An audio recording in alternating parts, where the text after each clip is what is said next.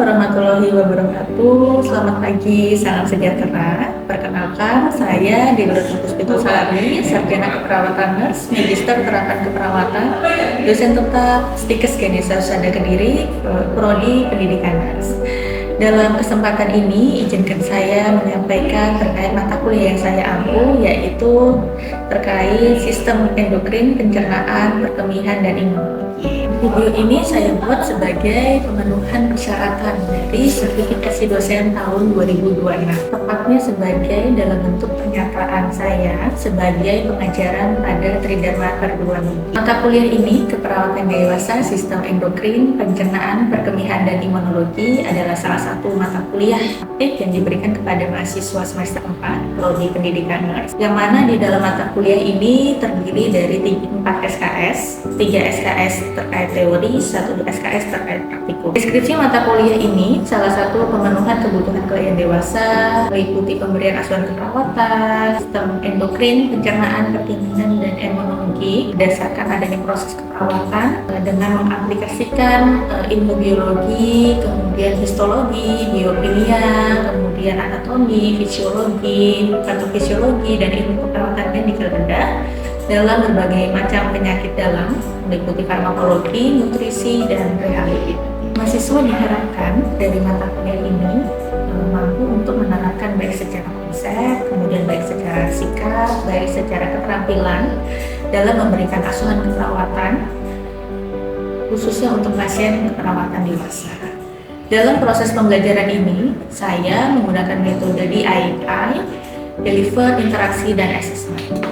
Yang pertama ada deliver, yang mana deliver ini bagaimana saya menyampaikan terkait mata kuliah di kelas dengan cara tatap muka, kemudian juga menggunakan alat peraga atau dengan laptop. Yang kedua adalah dengan pembayaran tidak tatap muka secara langsung, yaitu menggunakan media Google Meet atau menggunakan Zoom. Ada interaksi, jadi interaksi adalah bagaimana saya berinteraksi dengan mahasiswa melalui metode ceramah, diskusi maupun laboratorium, serta menggunakan media Google Form dan Google Classroom untuk melaksanakan UTS atau ujian tengah semester dan ujian akhir semester. Yang berikutnya ada assessment, di mana assessment ini adalah salah satu penilaian saya di dalam kontrak perkuliahan dengan mahasiswa. Jadi untuk membobot nilai sendiri ini untuk ujian tengah semester atau UTS itu sebanyak 20%, kemudian ujian akhir semester atau UAS itu sebanyak 30%, kemudian praktikum 20%, kemudian juga penugasan 20%, dan kehadiran dari mahasiswa itu adalah 10%. Kemudian dalam mendukung mata kuliah ini atau pembelajaran dan pembuatan RPS, saya menggunakan beberapa referensi yang saya gunakan. Yang pertama menggunakan modul, kemudian menggunakan buku ajar, kemudian juga menggunakan hasil penelitian dan dari pengabdian masyarakat. Dan berikut bisa disaksikan cuplikan dari video pengajaran saya. Ya, Assalamualaikum warahmatullahi wabarakatuh. Waalaikumsalam warahmatullahi wabarakatuh. Sebelum memulai pelajaran pada mata kuliah hari ini, mari kita berdoa terlebih dahulu. Menurut kepercayaan masing-masing, tujuannya adalah apa yang kita pelajari hari ini semoga bisa bermanfaat untuk adik-adik semua. Oke, berdoa mulai. Berdoa selesai. Baik, masih semangat semua ya? Masih. Oke, di pertemuan keempat hari ini kita akan mempelajari keperawatan dewasa sistem endokrin, yang mana ini sebelumnya sudah pernah kita bahas ya terkait penyakit-penyakitnya. Namun sebelum kita memulai perkuliahan, silakan dikasih waktu 30 menit untuk membuka aplikasi LMS kalian masing-masing, melakukan presepsi, dan jangan lupa untuk mendownload ya. Tujuannya adalah untuk bisa dipelajari di rumah. Oke, silakan mulai akses. Oke, sudah ya? Sudah semua? Sudah. Masih ingatkah kalian minggu lalu kita membahas terkait penyakit diabetes mellitus? Mungkin ada yang tahu di antara kalian, masih ingat nggak materi kemarin? Oke, ya. Kemarin di sistem endokrin kita mempelajari tentang penyakit diabetes mellitus. Untuk pengertiannya, diabetes mellitus adalah penyakit metabolik kronis yang ditandai dengan tingginya kadar gula dalam darah. Oke, baik. Selain pengertian diabetes, kira-kira di antara adik ini masih ingat nggak? Apalagi yang kita bahas di minggu kemarin itu selain diabetes mellitus? Saya oke, nah silakan Nak. Itu penyebabnya ada obesitas, yang pertama ada faktor keturunan, yang kedua ada pola makan yang tinggi gula atau yang ketiga ada obesitas, lalu yang keempat ada gangguan pada Oke, baik, ternyata masih ingat semua ya. Kita hari ini mempelajari terkait fokusnya kita adalah bagaimana hari ini kita menganalisis ya kasus hiperglikemi sehingga kita dapat menentukan intervensi yang tepat khususnya untuk pasien-pasien diabetes mellitus. Oke, alasan kenapa hari ini kita membahas topik hipoglikemi adalah sesuai dengan LPS ya. Bagaimana kita menekankan terkait stimulasi mulai dari asuhan keperawatan, kemudian juga pendidikan kesehatan seperti itu, kemudian juga bagaimana kita menerapkan evidence based practice khususnya untuk pasien diabetes mellitus, kemudian juga kita di sini mendalami terkait fungsi dari advokasi dari perawat atau tenaga medis. Jadi pada topik diabetes mellitus ini bagaimana kita sebagai calon perawat ya itu untuk menunjukkan kompetensi kita untuk menangani pasien-pasien diabetes mellitus, fokusnya di asuhan keperawatan. Oke, untuk pertama yang kita mau uraikan di sini adalah terkait clinical resourcing, yang mana jadi harapannya hari ini adik-adik itu bisa atau mampu mengenal lebih jauh terkait teori, kemudian juga bagaimana kita menganalisis data, kemudian juga bagaimana kita menerapkan prioritas masalah perawatan itu sendiri. Kemudian juga harapannya adik-adik juga bisa melakukan pemeriksaan GDS. Apa itu GDS? Kemudian juga pemberian insulin yang sebutan sesuai dengan jadwal praktikum. Kemudian juga patient education. Di sini adalah topik DM itu memang kuat ya untuk menunjukkan peran kita sebagai perawat. Mengingat juga DM itu kan banyak sekali ya. Masih kasus terbanyak di Indonesia, jadi memang selalu untuk memerlukan edukasi bukan hanya pasien datang ke rumah sakit, tapi juga melalui sosialisasi di masyarakat seperti itu. Lanjut. Oke, untuk capaian pembelajaran hari ini, ya, jadi kita yang pertama adalah tugasnya membahas terkait mengidentifikasi data subjektif, kemudian juga data objektif, kemudian juga bagaimana kita menafsirkan gula darah sehat dalam konteks klinis ya, kemudian juga bagaimana kita menerapkan adanya diagnosa keperawatan yang prioritas, kemudian juga kita untuk memilih intervensi yang aman serta melakukan edukasi untuk pasien diabetes mellitus. Oke, ini kita review kembali. Jadi diabetes mellitus itu adalah salah satu penyakit kronis ya yang terjadi ketika kadar glukosanya itu naik ya dalam darah terlalu tinggi sehingga tubuh itu tidak dapat memproduksi insulin yang cukup ya sehingga tidak dapat menggunakan insulinnya itu secara efektif seperti itu. Nah, kemudian ada penyebab. Yang penyebab pertama adalah faktor keturunan. Kemudian juga pola makan yang tidak diatur atau tidak adanya pengetahuan sehingga dia juga mengkonsumsi makanan itu sembarangan. Kemudian juga pasien-pasien rata-rata diabetes mellitus itu biasanya dia kurang aktivitas fisik. Mungkin ada sering ya di sini habis makan kemudian tidur seperti itu ya. Kemudian juga tidak pernah olahraga. Nah itu ciri-ciri seperti itu. Tidak ada mengarah ciri-ciri seperti itu. Jadi terapkanlah pola hidup sehat. Mungkin kalian ini semua masih muda ya. Jadi kalau habis makan silakan berubah, jangan langsung tidur. Bahkan mungkin makan sambil tiduran mungkin baru ada ya di sini ya. Oke. Kemudian juga kelebihan berat badan. Itu juga berat badan juga harus dikontrol. Sehat semua ya di sini ya. Oke, kemudian gangguan produksi atau kerja hormon insulin. Jadi memang untuk pasien-pasien yang memiliki gangguan pada hormon. Oke, untuk gejalanya yang pertama adalah sering buang air kecil, kemudian juga suka haus, kemudian mudah lapar, kemudian juga berat badannya turun, kemudian kulit sulit sembuh, kemudian penglihatan juga kabur dan mudah lelah. Jadi barangkali mungkin adik-adik yang di sini ya sering lapar, sering haus, kemudian juga habis makan suka tidur. Jadi mulai sekarang itu kita harus mengintrospeksi diri sendiri. Kira-kira kita masuk nggak di salah satu di antara tanda gejala penyebab seperti ini? Ya, jadi mulai dari sekarang lebih diatur kembali terhadap pola hidup kalian ya. Oke, kemudian untuk komplikasi dari penyakit diabetes mellitus itu sendiri. Jadi untuk komplikasinya adalah yang pertama, biasanya pasien DM itu disertai penyakit jantung dan stroke. Kemudian juga mengalami kerusakan ginjal. Kenapa mengalami kerusakan ginjal? Ya karena fungsi hormonnya tadi itu sudah tidak bagus, sudah rusak sehingga akan mempengaruhi fungsi ginjal di dalam tubuh manusia itu sendiri. kemudian juga gangguan saraf, kemudian gangguan penglihatan, kemudian biasanya terdapat luka yang sulit sekali sembuh, bahkan terjadi luka kemudian terjadilah gangrene, tidak sembuh-sembuh. Akhirnya apa? Dia akan menggerogoti bagian integumen sehingga terjadi busuk, kemudian diamputasi, nah, seperti itu. Nah, untuk salah satu pencegahannya adalah saya lihat seperti ini ya. Pencegahannya adalah bagaimana mengkonsumsi makanan bergizi seimbang, yang mana biasanya ini diterapkan pada masa usia masih muda, sering makan makanan pedas, mie instan, ya pasti semua mengalami seperti itu kan ya, seperti itu. Kemudian juga kita harus berolahraga secara teratur, ya jangan begadang terus ya di rumah ya. Kemudian juga menjaga berat badan yang ideal, kemudian juga mengurangi sekali ya untuk minuman-minuman yang soda atau minuman yang manis. Kayaknya seperti kalian semua merasa ya. Iya.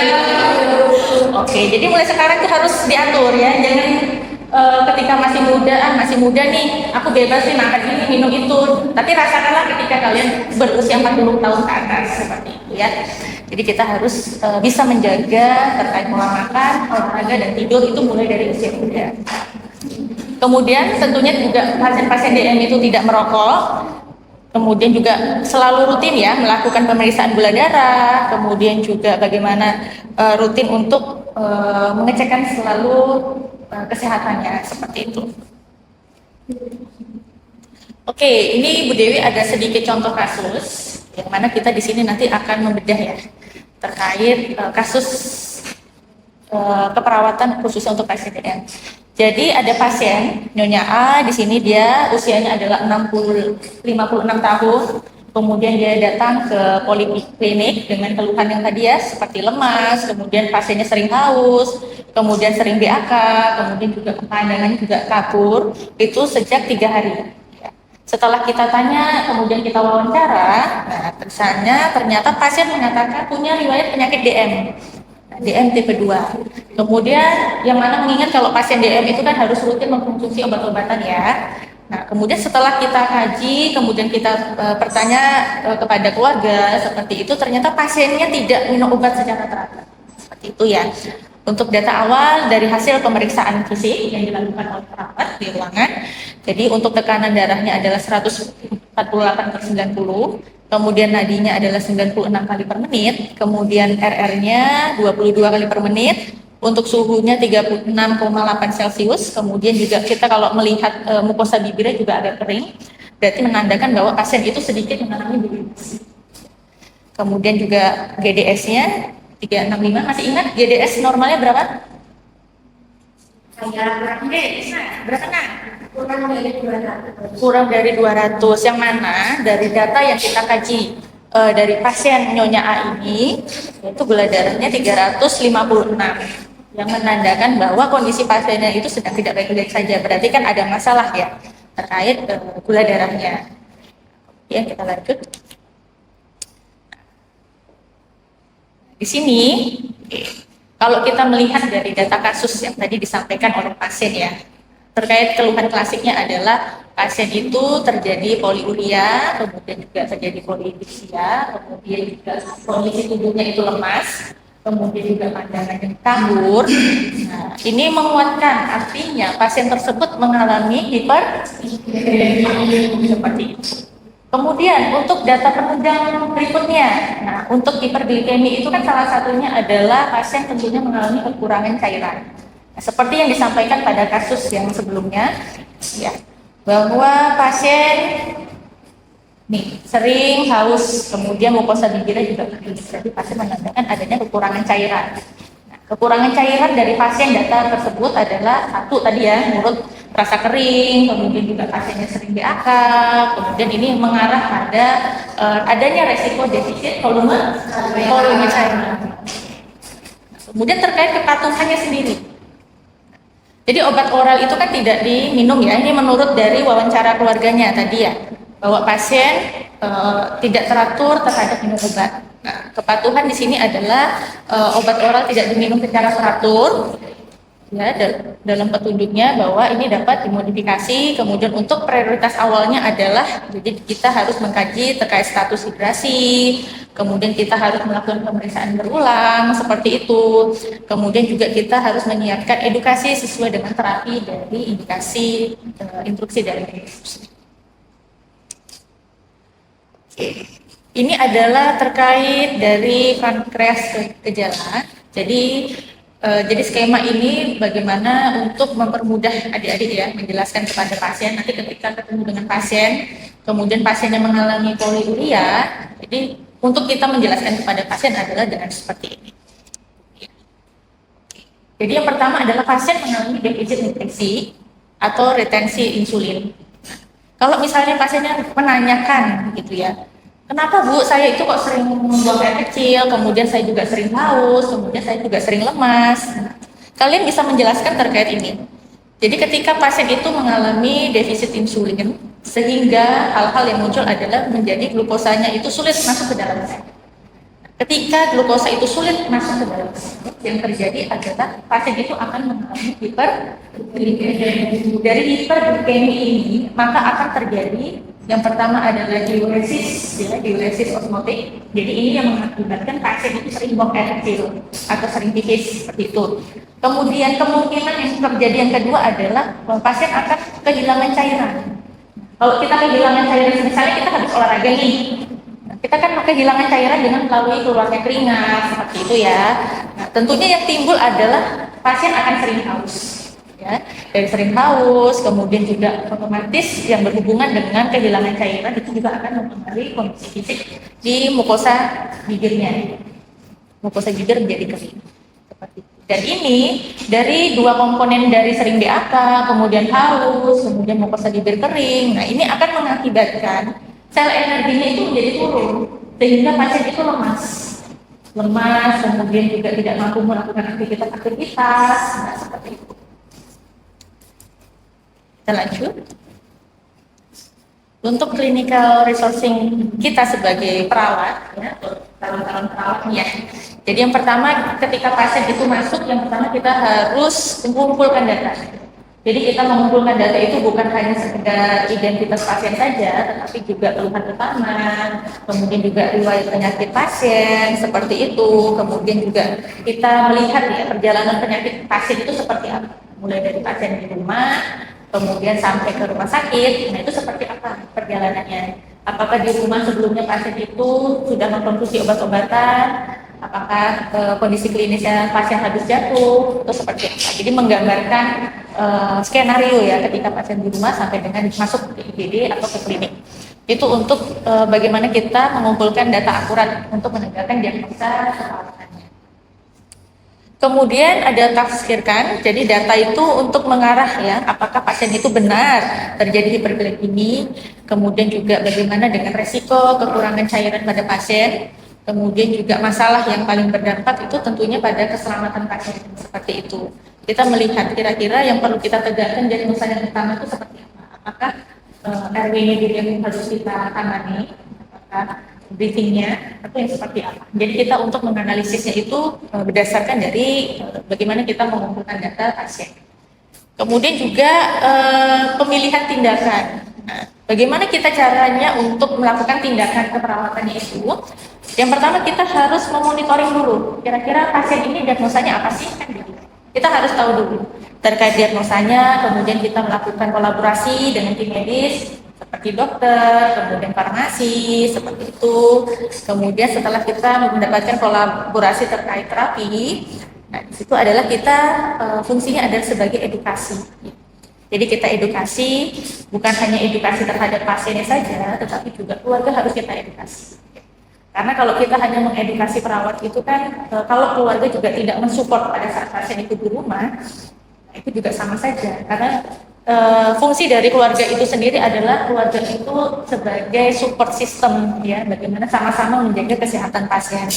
Kadang pasien itu kan ketika kita kasih tahu kan, oh ya sudah, dia tidak memberitahukan kepada keluarganya, sehingga keluarga yang merawat itu kan tidak tahu bahwa pasien DM itu matanya harus terjaga. Kemudian juga kita harus menciptakan kegiatan aktivitas di dalam rumah supaya dia tidak terus tidur seperti itu. Kan biasa pasien DM itu suka tidur aja gitu kan ya, lemas, kemudian lama-lama dia akan kurus ya, karena tulangnya itu sel itu akan menggerogoti tulang pasien. Jadi kalau DM itu cenderung mengalami penurunan berat badan secara drastis. Kita lanjut ya. Nah, untuk prioritas diagnosa keperawatan, karena tadi kita kasusnya adalah pasiennya mukosa bibir yang sudah kering, kemudian pasiennya juga sudah lemas. Nah, untuk diagnosa utama yang kita lakukan, prioritas nomor 1 adalah terkait resiko defisit volume cairan. Kemudian yang kedua adalah ketidakstabilan kadar glukosa darah, yang mana ini berkaitan dengan pasien itu tidak rajin minum obat, kemudian juga pengelolaan dirinya juga belum optimal, seperti itu. Kemudian untuk prioritas ketiga adalah defisit pengetahuan, yang mana di defisit pengetahuannya seperti yang kita melihat kasus yang tadi, bahwa pasien itu tentang pengobatan itu masih minim sekali, sehingga perlu sekali kita untuk melakukan edukasi berulang ya tentang penyakit diabetes itu sendiri, kemudian bagaimana pola makan dan aktivitas di rumah, kemudian juga obat-obatan yang dikonsumsi secara teratur, serta tanda bahaya. Oke. Nih, Bude punya pertanyaan, silakan kalian baca, kemudian kalian pilih ya. Jadi pada saat setelah observasi awal, ya, pasien tetap lemas, kemudian juga mukosa bibir yang kering, kemudian juga pasien mengaku sering lupa minum obat, kemudian juga tidak ada penurunan kesadaran dari hasil pemeriksaan, kemudian juga menentukan tindakan prioritas berikutnya. Kira-kira di antara opsi A, B, C, D, itu tindakan manakah yang paling dulu? Yang B. Yang mana? Oke, ya, sudah paham semua ya dari sini ya. Oke, yang benar adalah yang B. Jadi kita mengkaji terkait hidrasinya seperti apa, kemudian juga kita harus memantau ulang ya. Kemudian juga bagaimana kita berkolaborasi, kemudian juga mengevaluasi hasil glukosa setelah diterapi. Oke. Sepertinya sudah mulai merah semua ya ilmunya ya. Oke, dari terakhir dari Bu Dewi, ada tugas ya. Silakan nanti setelah ini kalian berdiskusi dengan kelompok. Jadi tugas yang pertama adalah kalian membuat laporan asuhan keperawatan, yang mana di asuhan keperawatan itu meliputi dari yang setelah tadi kita sampaikan ya, ada keluhan, kemudian identitas, kemudian bagaimana menegakkan diagnosa keperawatan, sampai dengan hasil dari evaluasi. Kemudian juga nanti kalian membuat video edukasi, yang mana harapannya video edukasi ini bisa diaplikasikan untuk dilihat masyarakat. Dari sini mungkin, apakah ada yang mau bertanya? Oke, Leo. Bagaimana cara meningkatkan kualitas pada penderita? Oke, mungkin ada yang bisa membantu ini, Oke. Ini tadi yang sudah kita sedikit ulas, bagaimana kita meningkatkan kualitas hidupnya adalah tentunya perlu melibatkan sekali keluarga ya. Kalau misalnya keluarga yang tidak patuh jadi kita ada dua opsi. Yang pertama kita melibatkan keluarga untuk bagaimana keluarga itu mensupport ya, support kegiatan pasien DM, kemudian juga untuk mensupport bagaimana nutrisinya terjaga, kegiatannya terjaga, seperti itu. Kemudian juga kita selalu mengedukasi ya bagaimana untuk keaktifan pasien-pasien DM ini untuk rajin ke puskesmas ya. Program Prolanis, yang mana Prolanis itu adalah program pemerintah untuk khususnya pasien-pasien DM. Jadi kita mengedukasi pasien dan keluarga untuk pasien DM ini ikut serta dalam program Prolanis. Tujuannya adalah supaya pasien-pasien DM itu bertemu dengan sesama ya, sesama menderita penyakit DM, supaya juga di dalam aktivitas kelompok itu juga saling menguatkan. Jadi pasien itu supaya tidak merasa sendiri, sehingga pasien itu tetap mengoptimalkan bagaimana kualitas hidup itu tersebut. Baik, sudah tidak ada? Ada lagi yang mau bertanya? Oke, kalau sudah tidak ada yang mau bertanya, Bu Dewi akhiri sampai di sini. Kurang lebihnya mohon maaf. Silakan nanti bisa berdiskusi setelah ini ya terkait tugas long project ya, khususnya di keperawatan endokrin. Baik, kalau sudah tidak ada yang ditanyakan, Bu Dewi akhiri. Wassalamualaikum warahmatullahi wabarakatuh. Demikian gambaran singkat mengenai proses pembelajaran mata kuliah saya terkait keperawatan dewasa, sistem endokrin, pencernaan, pemilihan, dan imunologi. Harapannya semoga bermanfaat.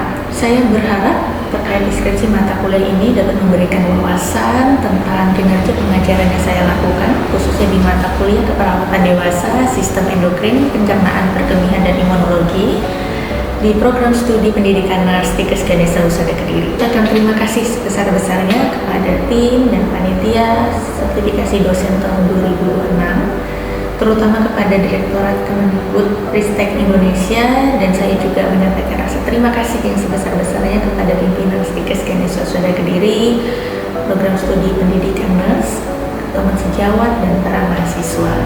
Demikian saya sampaikan, kurang lebihnya saya mohon maaf. Wassalamualaikum warahmatullahi wabarakatuh.